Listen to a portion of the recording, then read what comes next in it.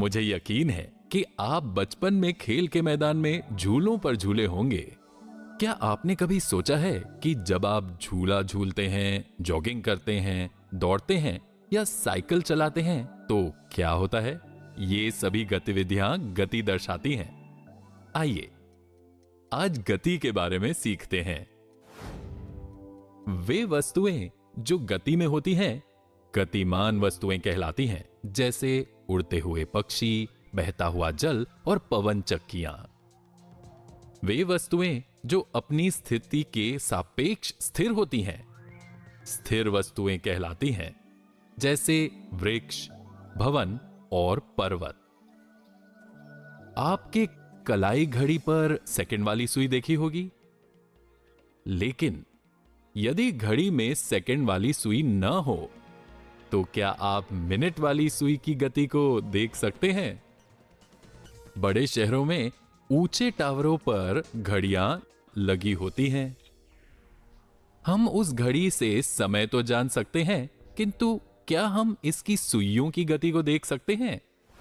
प्रारंभ में एक हाथी किसी पेड़ के पास खड़ा है और कुछ मिनट बाद वो पेड़ से दूर चला जाता है।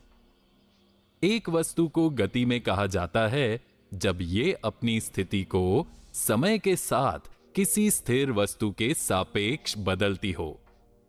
उदाहरण के लिए एक चलती हुई बस, एक घूमता हुआ पंखा, एक उड़ता हुआ पक्षी आदि।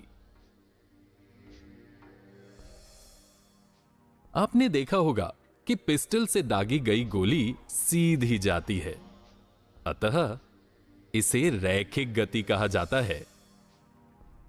एक आनत तल पर फिसलने वाला बच्चा रैखिक गति में होता है। पालने के झूलने की गति को दोलनी गति कहा जाता है। दौड़ते हुए बच्चे की कोई विशिष्ट गति नहीं होती है, अतः इसे अनियमित गति कहा जाता है। जब एक पुस्तक को मेज पर सरकाया जाता है तो उसकी स्थिति बदल जाती है, इसे रैखिक गति कहा जाता है। वायु में कीड़ों और तितलियों की गति किसी निश्चित पथ के अनुदिश नहीं होती है। ऐसी गति को यादृच्छिक गति कहा जाता है। जब माइक से सड़क पर सीधे चलने वाली एक साइकिल की गति के बारे में पूछा गया तो उसने कहा कि यह एक रैखिक गति है। पीटर ने कुछ अलग कहा। उसने कहा कि चूंकि साइकिल का पहिया समय के नियमित अंतराल के बाद अपना घूर्णन पूरा करता है, इसलिए यह आवर्ती गति होनी चाहिए। झूले की गति को दोलनी गति के साथ साथ आवर्ती गति भी कहा जाता है। चलिए हमने जो पढ़ा उसे सारांश में समझते हैं। वे वस्तुएं जो गति में होती हैं गतिमान वस्तुएं कहलाती हैं। वे वस्तुएं जो अपनी स्थिति के सापेक्ष स्थिर होती हैं स्थिर वस्तुएं कहलाती हैं।